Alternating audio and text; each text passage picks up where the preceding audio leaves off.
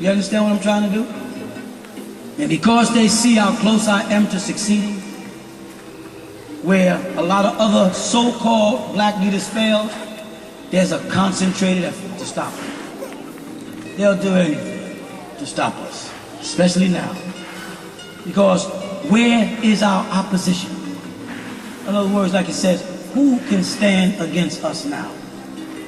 Who can? We went to a battle with demons in Putnam County. We warred against these devils, am I right? They did everything in their power to take this land and make sure that what's happening right now does not go on.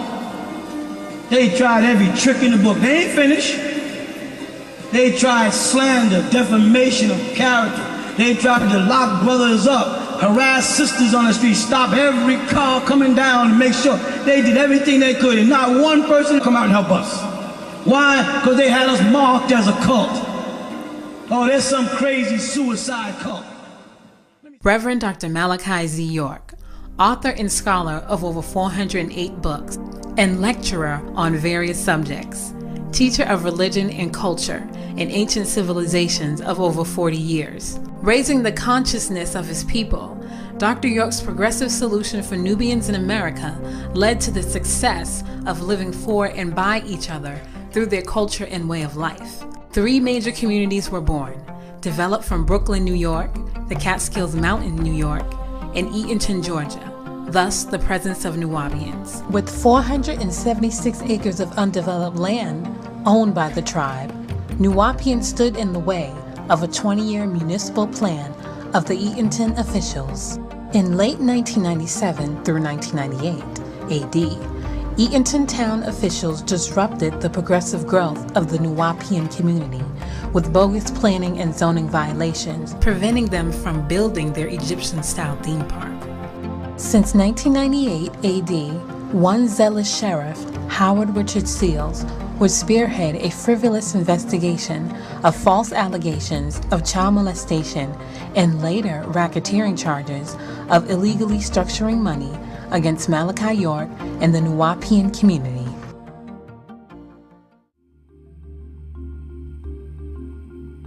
Malachi York's interest lies in uplifting Nubian people in the Western Hemisphere.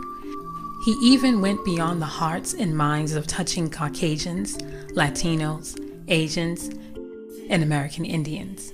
His charitable works extend to youth sponsorships and generous donations, civil rights supported issues and concerns, and under the Al-Mahdi Shrine Temple, his humanitarian efforts led to community services and hospital visits to the sick and needy all throughout the state of Georgia. York's mission consists of bringing all religions together under one roof. Students lived and practiced a full life of the 3 monotheistic religions, Islam, Judaism, and Christianity, in its pristine purity, becoming student teachers. Men would sell and propagate books and pamphlets as the women and children stayed in the community freely.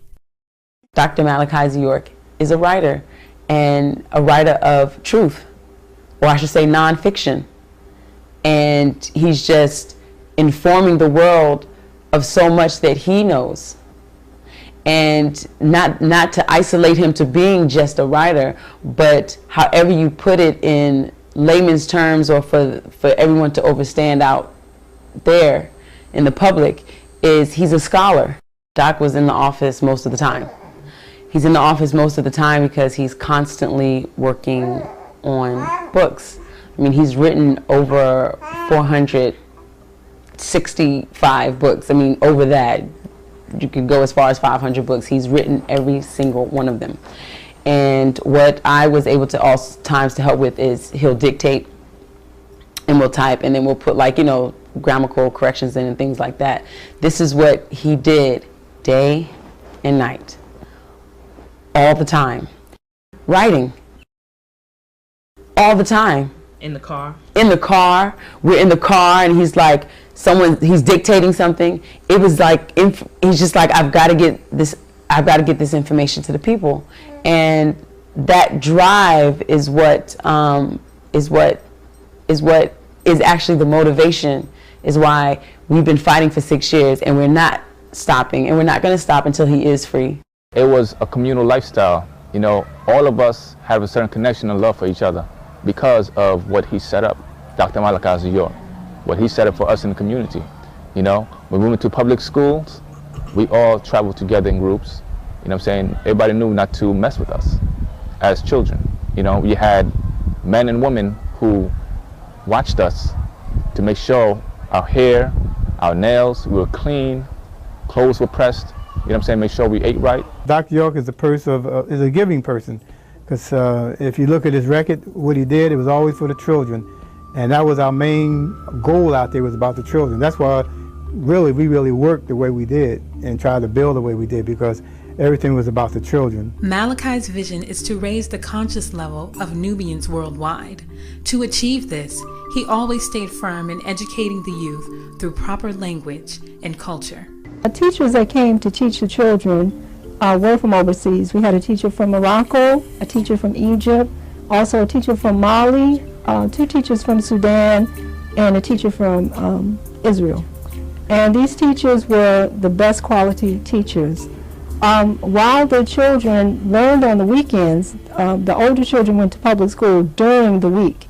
After they finished public school, they had to go and learn different languages, cultures. He always taught us to do right by ourselves, to do right by others, to be respectful. You know, he taught us the importance of exercising, the importance of language, you know, the importance of education, you know, the importance of growing up and having an interest instead of a want, always wanting something in life, to have an interest, to grow up, you know what I'm saying, and be productive as a person. The atmosphere was beautiful, you know, with the children and just running, you know, and the thing about the land is people will come on the land with their children, and like most places, you know, places you go to, if you go in a building or something, you know, the mother's holding their kids and everything, but on the land, it's like, you know, they just let them go. You know, the mothers go one way, the kids go the other way. But the atmosphere was like we watched each other. So everybody felt safe, children were safe, and it just land for them just to run, you know, and just, you know, to be themselves, you know. He had a loving interaction with any of the children. He was very involved with what we did with the children. Like when they got good grades, he'd want to see their report cards, and everybody would get to go to Captain D's and get a treat. That's the kind of things that he would do for them, and just different surprises and parties and events. He's the kind of person who wouldn't just look out for one person, he'd look out for everybody. If we had holes in our shoes, or we needed socks, or, you know, whatever the case may be, you know what I'm saying, he'll help out. You know, what size shoe you wear? Like, he did that to me one time. What size shoe you wear? I'm like, 9. No, I'm sorry, I wore 8 at the time. He said, okay, I got something for you tomorrow. Next you know, you have a brand new pair of sneakers or shoes. You know what I'm saying? That's the kind of person he is. When we had our holidays, like Children's Day, or, you know, what they call Halloween, we call it Prophets and Angels Day. You know what I'm saying? He made sure that everybody enjoyed themselves. His character, it was like a father. Every time he'd come into the office, he brings so much positive energy. When you're working with him, you feel like you can do anything. And he pushes you way beyond whatever your concept of what you do, what you can do, and you can do amazing things. Dr. Malachi York can't be in there no more. You know, it's been far too long. And it's not fair for the dedication that he's done, that he has given to everyone. No man that I know of has given that much of his life, you know what I'm saying, for a group of people, anywhere. Not in my lifetime, not in this day and time, you know what I'm saying? They was taking out leaders back in the 60s before I was born. He's devoted all his life. And this is how they always put us down, you know? They always attack anything they can, you know?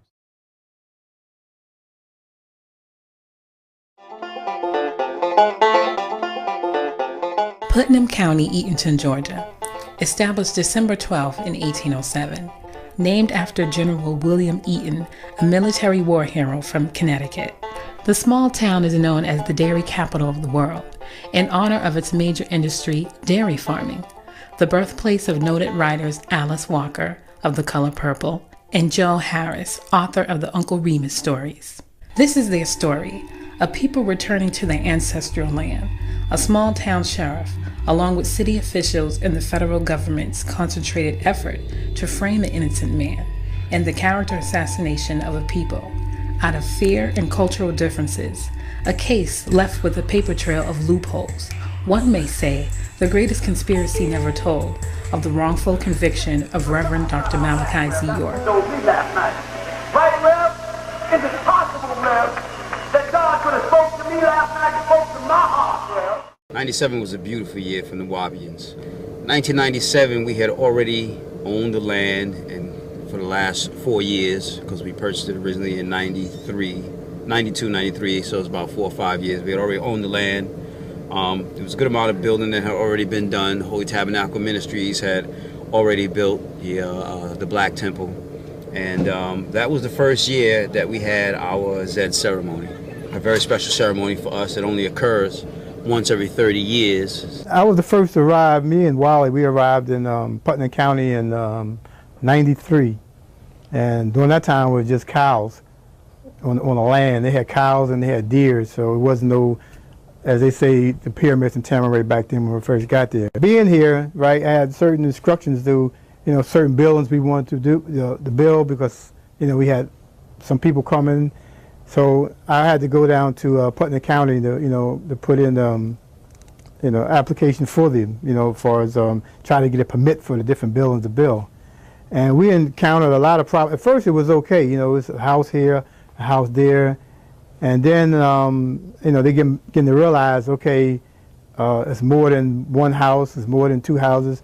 So then that's when our problems start. We had bought about 100 new homes so that families could live together if that's what they chose to do. But we were not allowed to put the homes up because planning and zoning was not allowing it, and we were fighting for that. So, because a lot of people wanted to live up there, and we had chose to live up there because we consolidate our funds because we were trying to build an Egyptian theme park. We started building our pyramids, and a lot of things. The first building we built, right, was an exact duplicate of a building that was in Putnam County. The zoning problem started from the Nuwaubians really at the end of 1998. And end of 1998 is when we had our second annual Halloween party in our social club, Reminiscences, because it had been built in it had finished built in fall of 1997. So by 1998, we had our second Halloween party, and then sometime shortly after that, the building had gotten cited for zoning violations. The problem with that is the building had already been up and running for over a year when they originally came back and said, well, we didn't have a certificate of occupancy, which is true by law, by code. You're supposed to have a certificate of occupancy, but by code, the next step would be for the owners to, contract a proper contractor, which they did, which was me, as a Nuwaubian general contractor, was the name of my company at the time, to go back and file the necessary paperwork for the certificate of occupancy, which we did. They used that particular building to go and do an inspection of the land, and they looked at other building projects, and there may have been 1 or 2 building code violations, and they utilized that as a reason to shut down all the buildings on the land. That was an injunction that was filed, and the first injunction filed in 1999. The actual case was 99 CV 1-1, where it was an injunction placed against all of the buildings on the land, where they literally had all the buildings shut down on the land. The sheriff, Howard Richard Seals, come out and do the building inspections. And we're like, he's not an inspector. Why is he doing the building inspections? Okay. Then he would send the building inspector to come out with him. You don't know anything about building inspections. Why are you even here? I've never seen that before in my life, where a law enforcement official would take the time to stop and do building inspections. No, that was just their excuse and their reason to be able to come up on the land and for him to be able to look around and search the whole property. Well, legally, no sheriff has done that. Legally, that's not his job. But the fact that they wanted to go under the harassment thing, he's a sheriff, he's on the land, he's doing building inspector. You know what I mean? And that's not his job. That comes under the planning and zoning with your building inspector. They come and they inspect. All your cities have that. They have what they call, you know, your planning and zoning, building inspector, or they have marshals that work for the planning and zoning. Oh, there was no doubt. The sheriff was only there to seek information. His whole purpose and goal of coming was to see what he could see, what he could get into, and see what he could use against us. Like I said, he was only coming to find something he found illegal in any manner, any form of fashion whatsoever. That's all. That was his whole purpose. He didn't know the first thing about a building and zoning violation. He's a sheriff. What does he know about building codes?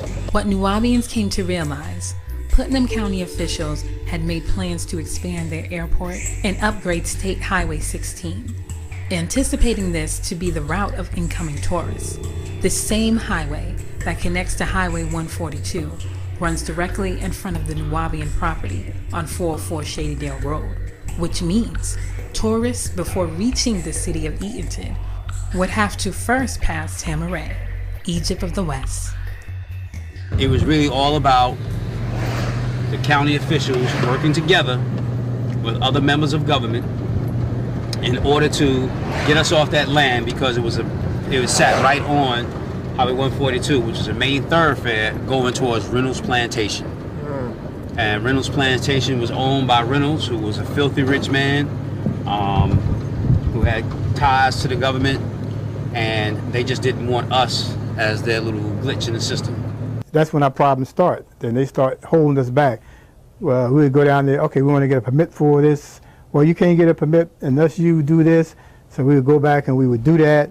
We come back, then they changed their mind about it. And it was like a whole harassment thing as far as like for us building. It was always, we do whatever they say. When we come back, they change the rules. And that's the way they did it. We were grandfathered in. You know, and grandfather it means anything you were doing before that 97, then you would go under the old zoning law. And that was the problem right there, because they kept trying to shift us to 1997 laws and say, no, we're grandfather in, just like everybody else in the county. The excessiveness of the actions done by Putnam County officials, and I will say it wasn't just the building inspector's office, the county commissioners in on it, the county attorney and the husband of the county attorney, who pretended to be, even though it was against the law, the county attorney. All these particular actions were taken to shut us down, and this is why the landowners at the time, who was at the time not Dr. Malachi York, but it was 9 individuals who were the head of the church that was on the land, Holy Tabernacle Ministries, hired me and my company to go and sort out all the building and zoning violations. On June 11th of that year, I had to go into Superior County Court and argue as to why we should be allowed to proceed on with the building projects. And at the time, the county attorney was trying to have the lights turned off on the land. You know, their whole thing was, well, we want to turn off all the electricity, not just to the buildings that were under violation, but to the entire land. All of the developed land, which were houses, which were offices, which were, you know, stuff that already existed way before we got there, you know. I mean, there were mobile homes who were legal, permitted, and everything, and they wanted to shut those down also. So this is why you realize it wasn't just about us having to go and argue on behalf of the building and zoning violations. They were literally just trying to get rid of us, and were using the law to their advantage, or misusing the law to their advantage, just to try to do whatever they could to just get us out of the land altogether. On February 21st, 2001, Reverend York was exonerated of all building and zoning violations in Putnam County, stemming from 1998 by Sheriff Seals. Reverend York resided in Athens, Georgia at this time, and the 9 landowners held the deed of Tamaray. And New Orleans were thriving. 1 year and 3 months later, all was well. At least it appeared to be.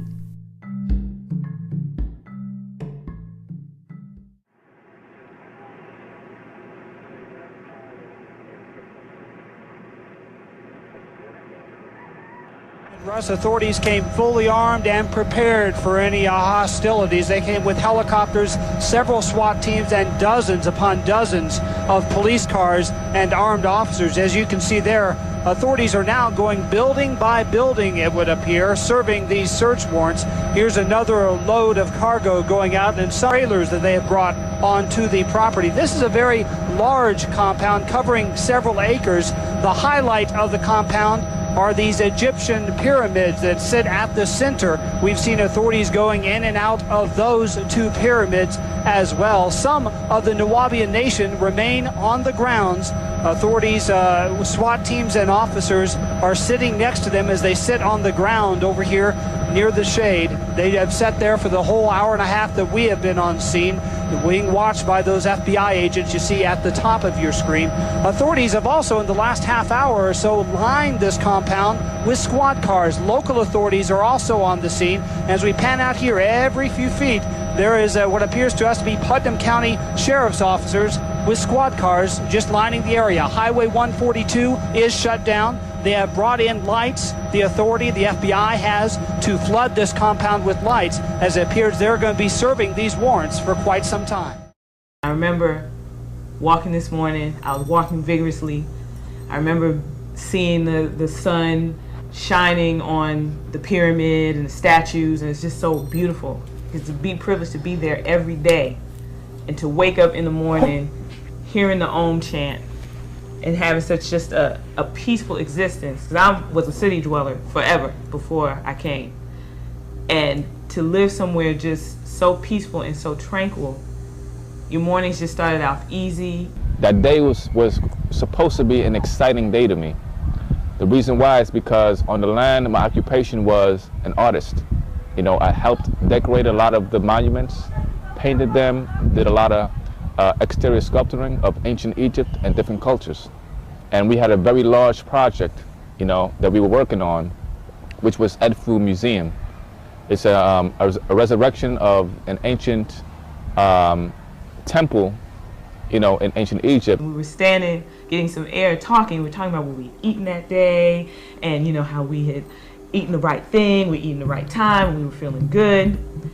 And we looked down the driveway, and Dr. York had come in for the day to do work prior to this, and he had gone out to get a bite to eat. So he was gone, but we heard cars, so we were thinking he's back, but it was too fast for him to be back. The first thing I heard was helicopters. That's the very first thing I heard, you know. I thought nothing of it because, you know, a lot of time on the land, you have helicopters that swarm and get real low, you know, just to try to intimidate us because they got a problem with us. You know, you kind of get used to it. So when I heard this helicopter, I'm like, it's not a big deal. It's just helicopters, you know. Heard it again, but something changed. My cousins and them was running, screaming towards the house. We looked and it was like a strange vehicle coming down the driveway, usually where he would enter and exit from his carport. And it was like a weird, looked like maybe an electric van or some utility, something. We were like, what's going on?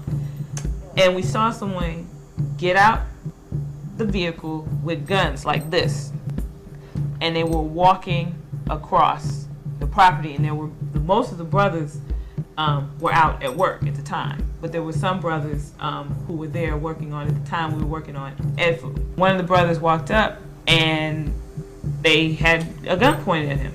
As we start to walk around that corner, you saw them all start putting their hands up in the air.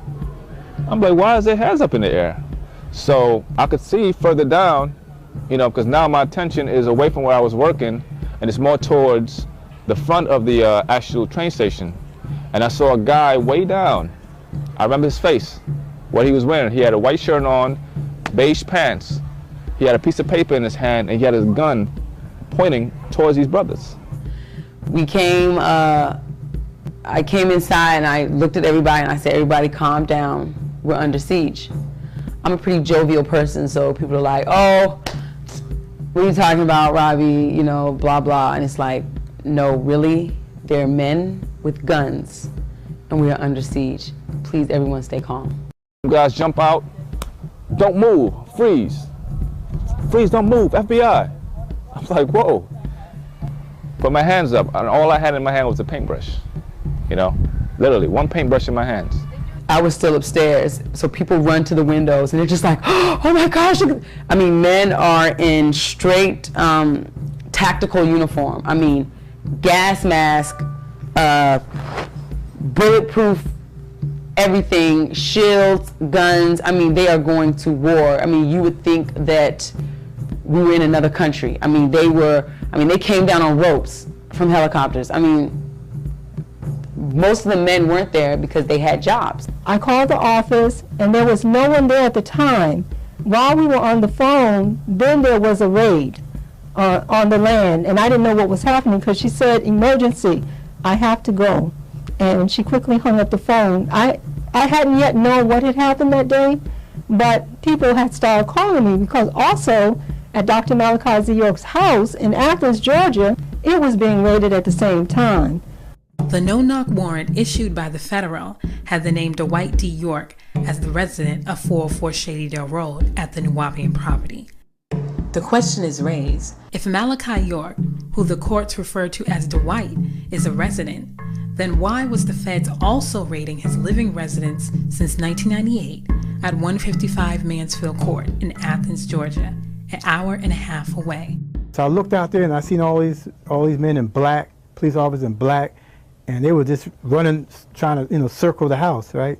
So I said, all right. I said they're gonna bust in, to myself. So when I went to the front door, right, I opened it, and they were like getting ready to bust the door down. And when they saw me, they all stopped and looked, as surprised because they didn't get a chance to break the door down. So they came in, they just bum rushed me and threw me on the ground, handcuffed me and everything. You know what I mean? So, I told them, I said, look, I say it's a woman upstairs. She got 2 kids. Don't hurt them. That's all that's upstairs. Who's upstairs? I said, it's a woman and 2 kids. So they run upstairs, and during that time, the sister, she heard the commotions, and she took our babies, and she hid in a closet. And when they came upstairs, they broke open the door, and they pointed the guns at her little 2-year-old child. And they pointed a gun at him, and made her get out. A sister called me, and she had said that she saw Dr. York get arrested, and she wanted to know, was that true? She said because they had banged out all the windows to the car and everyone was on the ground. And she wanted, to confirm that was him. She said, I see a black Navigator, and I don't know if that's him or not, but it looks like him. I have witnesses to it. It began in the Baldwin County Mall, shopping mall in open daylight, with them knocking out the windows of a car with the butts of their guns, dragging 3 females as well as myself out on the floor into the glass in the streets. You follow? Yeah, they attempted to arrest us. Nothing on that arrest warrant, to my knowledge, ever referred to me as a dangerous person, never referred to me as an armed person or armed and extremely dangerous, which would have caused for such an overuse of force in the presence of a Sheriff Massey from Baldwin County who stood right there and watched all this abuse. I couldn't see because I was hit so fast. And hit to the ground so fast. It was kept in the guns poked at me from every direction. I wasn't allowed to look up, don't look up, don't look up, don't look up. But I did notice as I was being dragged out the car, I looked to my right, I did see Sheriff Massey from Baldwin County standing there. 2 guys come, they frisk me, take anything out of my pocket, and they snatch me up, pick me off off the ground, and took me to the other side towards where the barn was. You know what I'm saying? And just dropped me on the ground. And I could feel a gun to the back of my head. It felt like a shotgun or something very, that could kill me basically. You know what I'm saying? And they strapped me. I was like, what's going on? Shut up, don't effing say nothing.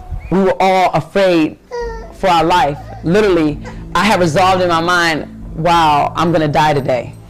Today, I'm gonna die. It was very clear, because they have no reason to come on this property and do this to us. So while people are running, sister said, someone did say to pray, and then we just started praying, so at least we die in God's favor, if anything.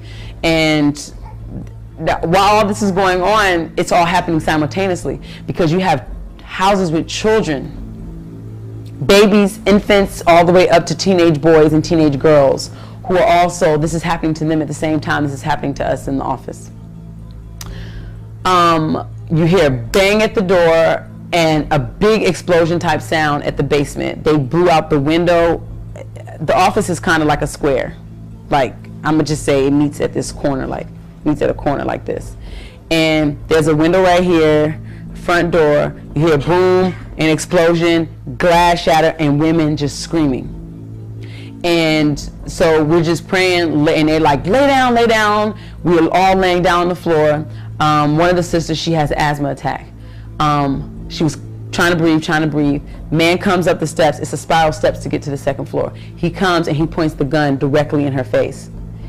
So she really is about to just, because it's like, okay, this is it, I'm gonna die. So he allowed her to get her inhaler. Another guy comes in, and they're really embarrassed. I mean, they're sweating, it's hot, they came to kill. They brought in over 200 agents. I'm talking, they flew them in from California, Washington, D.C., other cities, other counties, Atlanta. I mean, they made this a big effort. But what a lot of people don't know was the raid was planned for 3 a.m.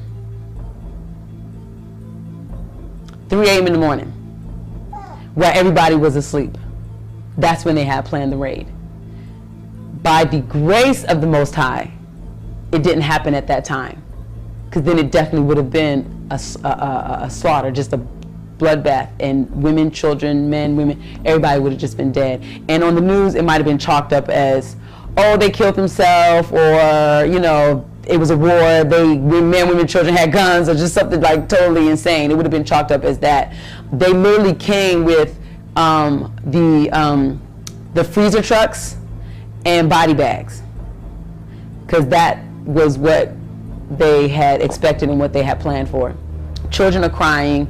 My daughter was like 2 years old at the time, and the children were made to get down on their knees with guns to their head and their hands over their head. When they blew in down to the bottom, they threw in tear gas. I'm glad that Doc wasn't here, because the reality is that's who they wanted to kill. Not even, it wasn't about an arrest. They were hoping he was there so that there would be some confrontation and they could take him out. And that's my personal feelings on that. For a raid that you plan for 3 o'clock a.m. in the morning, and you come in someone's house at 3 o'clock a.m. in the morning, they're going to want to defend themselves and defend their family. So that's what they expected, and it didn't happen that way. Painful day. It's a painful day.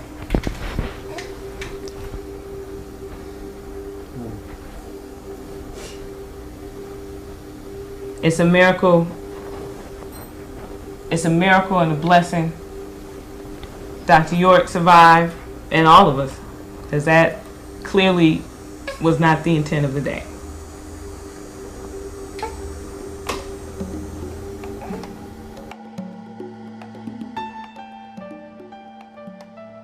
Thursday morning, May 9th, an arraignment hearing took place in Macon, Georgia, before Magistrate Court Judge Hicks. An original plea of not guilty was entered on the court records. They did the grand jury indictment, which is the procedure that they have to go through prior to enforcing a warrant of arrest. They have to be indicted first by a grand jury. Even at the grand jury, they asked, do you have any evidence? And she said, no, we have no evidence. Former Macon police officer Joseph Hibner took a special interest in launching his own investigation into the York case, finding misconduct and procedural errors since day one of the grand jury indictment. Special Investigator Jelaine Ward of the Federal Bureau of Investigation stated herself she don't have a witness or a shred of evidence to prove that Dr. York transported or caused to be transported children across state lines for illicit acts. The root of the indictment. She don't have a shred of evidence to prove it, or eyewitness. During the first hearing, the other attorney he had that was working with the Garland firm was Johnson, Senator Johnson, and he waived Dr. York's speedy trial rights. That was the first step done. First, his presumption of innocence was taken away from the lawyer. Now, Garland, on that first day, was actually fighting. What he asked them to produce was proof of jurisdiction, because they were trying to prosecute Dr. York in federal and state. Right. Which is unheard of, because first of all, there are no statutes in federal for child molestation. Now, this is prior to the re-indictment. This is why they pulled in the RICO. So he said you have to prove jurisdiction. The Garland firm argues the federal court has no jurisdiction to try Dr. York due to the statutes of limitations exceeding itself for child molestation and transporting minors across state lines. Most of the allegations were past a statute of limitation if they were true anyway. And then thirdly, the other counts weren't even illegal at the time where they stated these acts happened. You know what I'm saying? Initially, like the transporting of children across state lines for the purpose of illicit sex. They're saying that Dr. York caused or did transport children from New York to Georgia just to do this. So first of all, it can't be illegal in the state you're exiting from. Your charges have to be illegal in the state you're arriving in where the act supposedly took place. And we asked them, if you, in essence, they used the Mann Act, which was initially set up to trap pimps and prostitutes. So the initial question is, okay, if you're charging him with bringing children from New York to Georgia for this purpose, then where's the person who engaged in the act? The prosecution argues from 1993 to 2002, York committed these acts from New York to Georgia. However, without a strong indictment, the U.S. Attorney Office quickly re-indicted York on federal racketeering charges under the RICO law as a criminal enterprise. They had the initial indictment, which was only 4 counts, which didn't involve racketeering, which didn't involve a whole bunch of the mess that later on they knew that initial indictment was going to fall in his face, so they came with a superseding indictment, what they called a superseding indictment. Superseding indictment allows you the ability to add on to your original indictment. This wasn't a superseding indictment. They re-indicted Dr. York because according to the initial indictment, they were charging him with things that wasn't even a crime at the time. Literally. During the illegal search and seizure of May 8th, amongst the media frenzy outside the Nuwaubian property, 5 children were taken into Sheriff Seal's custody without express or written consent of their parents, nor DFAC procedures were followed. They took the children and they put them in DFAC's custody. Mind you, they didn't even literally take them to a DFAC's facility. They just took them somewhere and kept them. Right, without the parents knowing or just anything. They literally just took kidnapped them. 5 children. Long story short, the children were proven by the state of Georgia, Judge Spivey, to have never been molested. But then they remained in DFAC's custody. But then they remained in DFAC's custody. For months on end afterwards. Yes. And not only that, they left these 5 children who were stated and proven to not have been molested by the state of Georgia, Judge Spivey's ruling, and still kept them in the indictment as to have being molested. Right. Not only that, they sealed the records of the ruling of the children to not have been molested according to the state of Georgia. I went objectively straight at this thing and said, okay, if I was the initial responding officer to a call that child molestation is happening at 404 Shadydale Road, what would I have done? According to the procedures that govern Georgia law enforcement officials, because you got to remember, this started with Sheriff Seals, who went to the GBI, who went to the FBI. See what I'm saying? So the root of this wrong. You start wrong, you end wrong. You see what I'm saying? At the root, this thing was corrupt and bogus from the beginning. Garland's whole tone changed. I don't know if he had to sit down with someone who was like, but it changed. It changed 100%. For the next several months, the Garland, Samuel, and Loeb firm, along with Frank Rubino and Associates, would spearhead their own clients' coercion and depleting the organization's finances.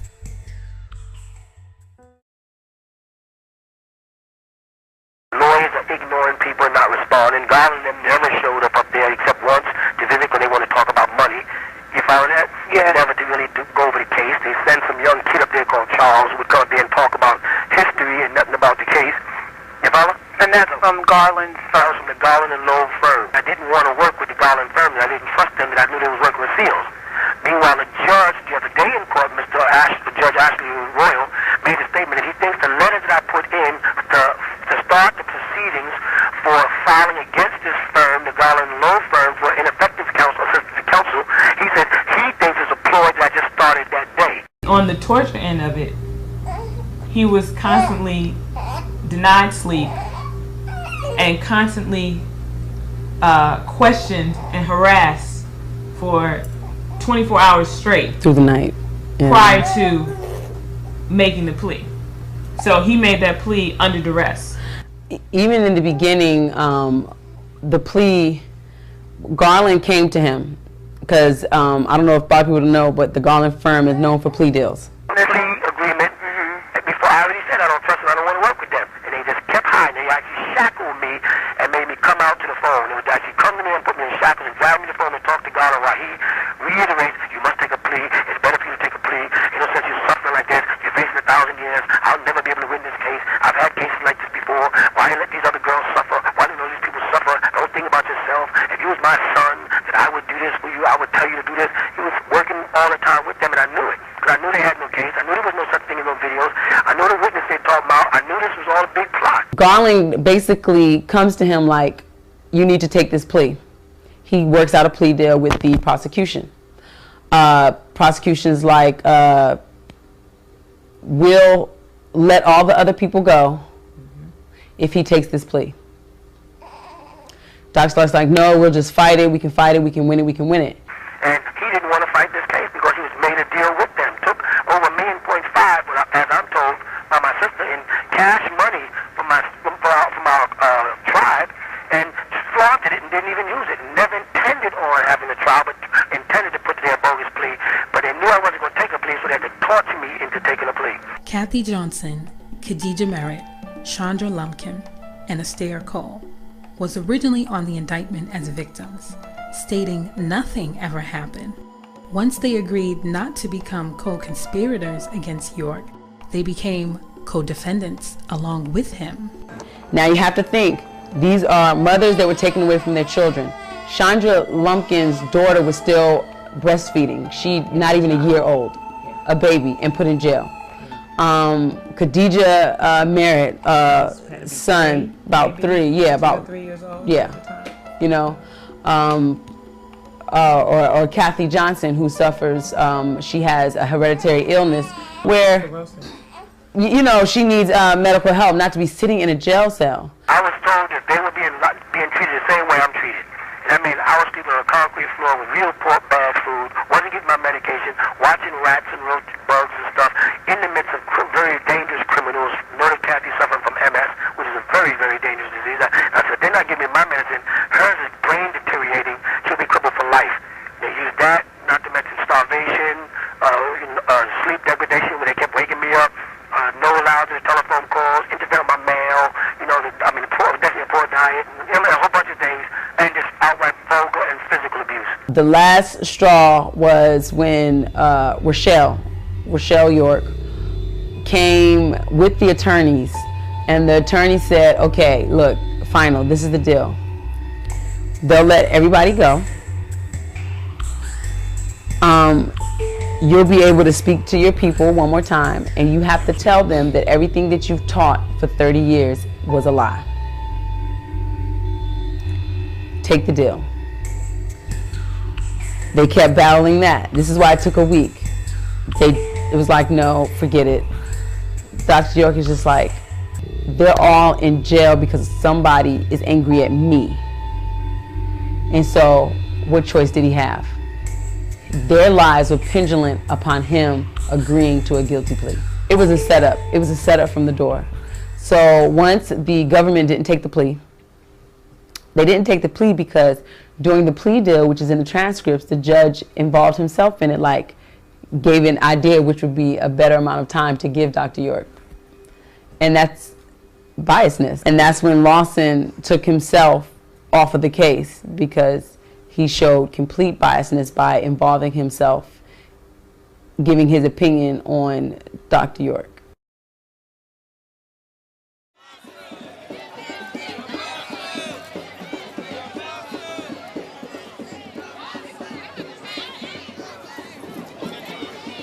We began to probe. We found out that Sheriff Sills controls the Eaton Messenger. You were not going to get it a fair disclosure or an objective disclosure of the case against Dr. York through these messages. You weren't going to get it through the Macon Telegraph. You weren't going to get it through Channel 24. You weren't going to get it through Channel 13. These are all the major media mediums of Central Georgia. You weren't going to get it out of them because of either Sheriff Seals or the rest of the good old boy circus influence over these networks or newspapers or radio stations or what have you.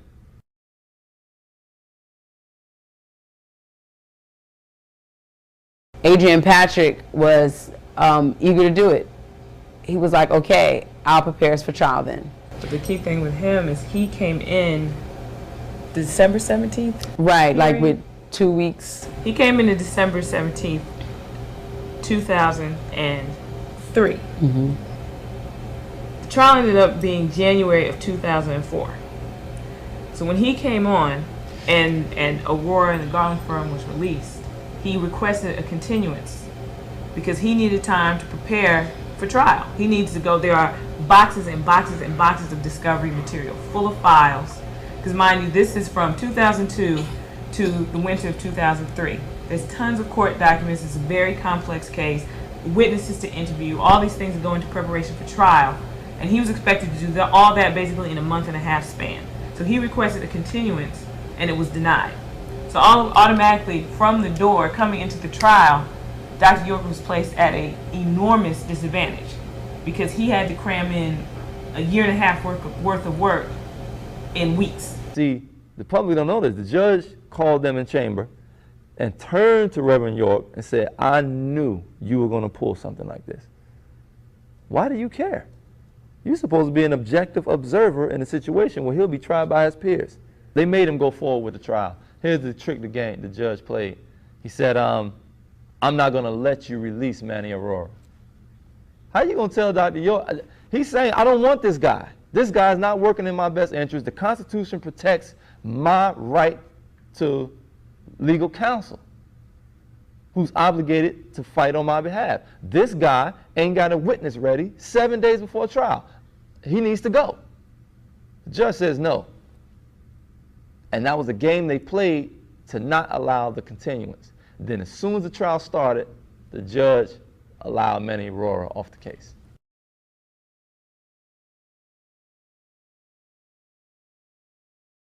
Witnesses who came forward to testify regarding the conspiracy involving Jake York, people who were on the trip to South Beach where the whole plot was formulated, people who lived in the house with Jake, who were a party to all these plans, weren't even allowed to testify because they knew if they testified, they're not even going to allow the conspiracy in because that's the key to the whole case. That blows the case wide open. That's something the media doesn't want anybody to know. The judges and the prosecution doesn't want anybody to know. That would have been blown wide open. They're not allowed to testify. Jacob York was very upset at his father, and I know that's why he told the government that his father, was wrong and was molesting children so that he could obtain money from his father because he was out there doing illegal activities, illegal identification, birth certificates, or what have you. Also, he was a record producer, not a very good one because he's always having problems with his artists, but yet and still, he was upset with his father, which didn't make any sense. Unfortunately, his mother had passed, peace be with her, but he shouldn't have been mad at his father, Dr. Malachi Z. York, because he had nothing to do with it. The testimonies of the alleged victims was ridiculous. The lack of evidence, 8 out of 13 alleged victims in the indictment testified that nothing happened to them. 6 of the 7 who were said to have been molested currently during the time of the arrest of Dr. York testified for Dr. York. 5 of them were proven by state agencies and judge order to have been completely not abused in no way, shape, or form, physically, mentally, sexually. They testified on behalf of Dr. York. The lead prosecution witness recanted her story. What more did the world need to see that this man has been completely railroaded? Wyndham is my sister, as a matter of fact. You know what I'm saying? Safat LaRoche. She made these accusations as well. You know what I'm saying? Against Dr. Malachi York. Not only did I testify against her accusation, but also her mother testified against her accusations. You know, and I spoke with her best friend at the time, who told me that she felt bad about saying these things. But later, you know, like I said, she's the type of person who is easily influenced. I mean, it was so bad when we're sitting and we were watching the trial was closed to the public. It was only, in terms of sitting in the actual gallery of the court, you could only watch from closed circuit television. We sat up there and saw. So he had no support. Yeah, he had no support. And you see government witness after witness. These people couldn't even keep their story straight. I mean, they were clearly lying. Clearly making up, can't remember the locations, dates, places. I mean, they couldn't even remember statements they had made to the FBI about this whole case. They were clearly lying. I mean, to sit there and watch it, that's why they wanted the courtroom closed. They don't want people to see the nonsense and the ridiculousness that they put up. It was a kangaroo court. The people were clearly lying. They couldn't keep things straight. I mean, it was really ridiculous to watch. Salha Eddington, who is my cousin, you know what I'm saying, was, after being abducted by defects, was taken into the custody of her father, you know, who also testified against Malachi York, who influenced her to testify against Malachi York, because before that she used to communicate with me a lot. She used to call me at my house, and she used to let me know what was going on in there and how they treated her. You know what I'm saying? And then one day, I got a call thinking it was her, and it was the father on the line, and he said, "You can't talk to her anymore." And that was the last time I spoke to her. At that time, the next time I saw her was in Brunswick, Georgia, when she testified against Malachi York. You know, so they got to her eventually. So this whole thing was plotted and coerced by people who were disgruntled, and they were tools used. So it's so many instances of where you saw the judicial bias from Judge Royal constantly blocking Attorney Patrick. Everything he puts up is denied, overruled. I mean, it was clearly, he's pointing out evidence that the prosecution needs to mention in the case. Why didn't you mention this? How can a judge sit there and coach the prosecution from the bench?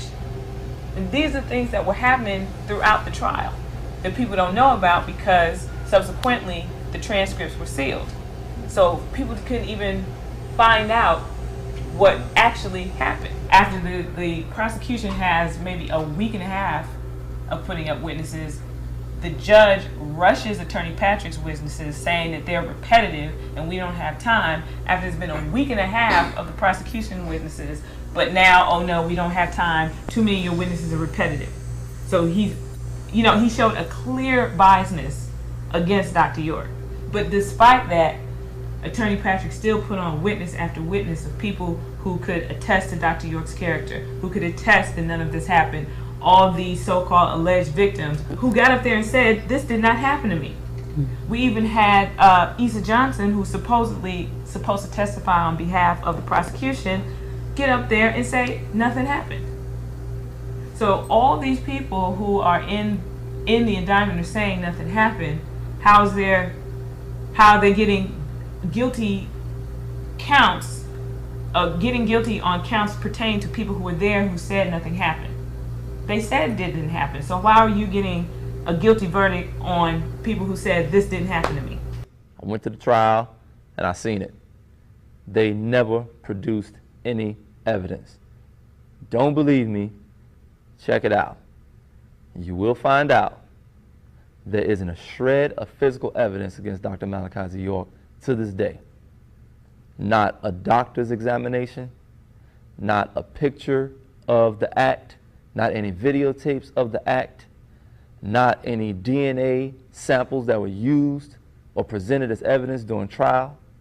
Nothing. Not even a testimony that he did it but destroyed the sheets every time or something. Nothing. Nothing.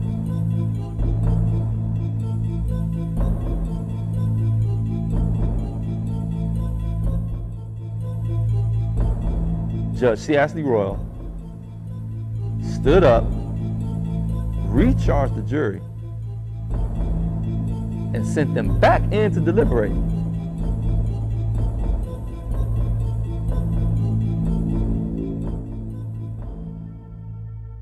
So this jury was never presented any sound evidence that proved that Dr. Malachi York was a criminal, and that the Nuwaubian organization is a corrupt organization dubbed a criminal enterprise that warranted the RICO charge. Miraculously, because of the help of people who did research, who worked on the case, Attorney Patrick still won the case.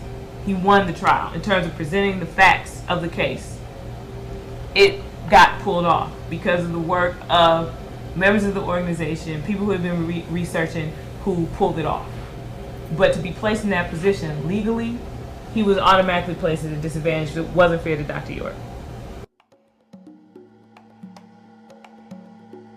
A young lady named Habiba Washington, who has a child with Dr. Malachi York. She became the star witness to corroborate all of the lies in this bogus indictment against Dr. York. Everybody started venting in the car about different things that we didn't like. It had nothing to do with child molestation, had nothing to do with any criminal acts. It was just different things that, you know, normal things that you don't like about growing up, or, you know, we might have had an argument with Malachi here and there, and we brought up the situation. Jacob kind of fed off of that anger, and he convinced all of us that we should take that anger and we should go to the government with a story about his father. And I implore everybody to go to he'sinnocent.com and look at the indictment, look at Habiba's involvement, things like that. And then the bombshell happens where the most powerful weapon the prosecution had recants her statement. In terms of money structuring, which is one of the main counts against York, Habiba Washington testified repetitively. She was never given any instructions to structure money as the chief financer from York or anyone in the Nuwaubian community. I told them about life in the community, growing up, why we left. I was questioned about the money charges, the money situation, because I did deal with the financial situation. I told them how we ran our finances. I ran off, different people that I knew that was there, different people that I knew that had left, and why they left. Several times, she diligently and adamantly wanted to state to the world that everything I said during the trial against Dr. Malachi York was a lie. The whole trial against Malachi was it was on personal anger reasons. We all had our own issues, why we were angry with him. And Jacob told us that we can come up with a story, we could eventually file for a class action lawsuit, we can all sue him for millions of dollars and get money from it. We can even go to making movies, we can even go to making books and stuff like that. So everybody fed off of that idea. She laid out the conspiracy from beginning to end. How it was conceived by the son of Dr. York, known as Jacob York, or Yaqub Abdullah Muhammad by some who grew up with him. But to the layman, as Jacob York, the big guy in entertainment in Atlanta right now.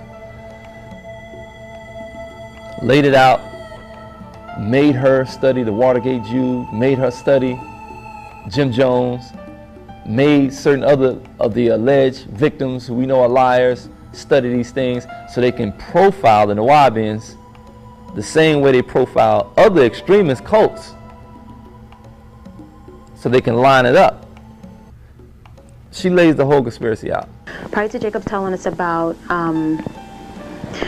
the civil suit, he showed us video documentary on Charles Manson, on the Watergate Jude, different leaders that kind of ran cults. And Jacob showed us this documentary. He showed it to me, he showed it to Nicole. He basically showed it to everybody that left the community, the girls. And he wanted us to look at this documentary and compare it to his father, the way that we lived. The fact that, yes, we did live with the children, the parents with the parents, the brothers together, the mothers together. he wanted us to compare everything that they've been through with us so that we could start believing, we could put in our minds that no, we didn't live a normal life. Yes, we were a cult. And then in conclusion states, everything that was stated on that stand was a lie. And if anybody knows how you recant in the proper fashion, as far as the attorney present, the affidavits, things like that, this young lady in her, she officially withdrew everything she said about Dr. York. She outlined other alleged victims' involvement. She outlined the original brainchild of this thing, which was Dr. York's son, Jacob York. A new trial hearing was held on August 13, 2004. The unimaginable took place. Defense counsel Jonathan Marks withdraws Abigail Washington's recantment and Reverend York's motion for a new trial, along with a motion of judgment for acquittal filed by Adrian Patrick. Abigail is threatened by Marks and FBI agents to recant her recantment, as she is called to testify by defense counsel. York is amazed as she recants crying on the stand. Reverend York files a motion to withdraw Jonathan Marks as an attorney due to ineffective assistance of counsel. The 476-acre property was sold for $1.1 million to a local Milledgeville developer, who later resold the property as stated by the Sheriff's Department for restitution that none of the alleged victims received.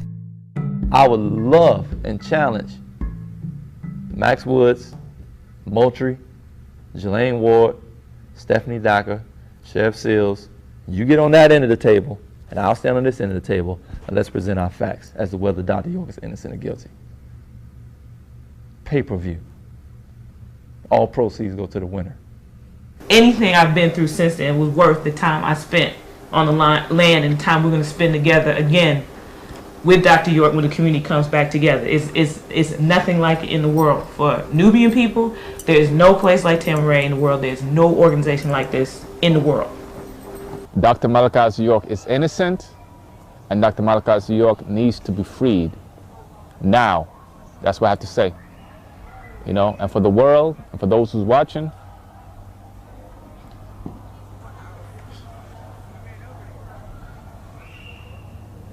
I hope this never happened to you. Because then you'll see. You know what I'm saying? You'll see how they do us. He's innocent. And I'll never stand for anything else except his innocence. Because I know better. That's what I have to say. In the face of adversity and scrutiny, Dr. Reverend Malachi Z. York and the Nuwaubian community continues to carry on in the fight to proclaim his innocence. Many so-called experts believe that their way of life would dwindle, erasing its culture away as just some fad. However, the Nuwaubian community continues with public functions, fundraisers, and local community works.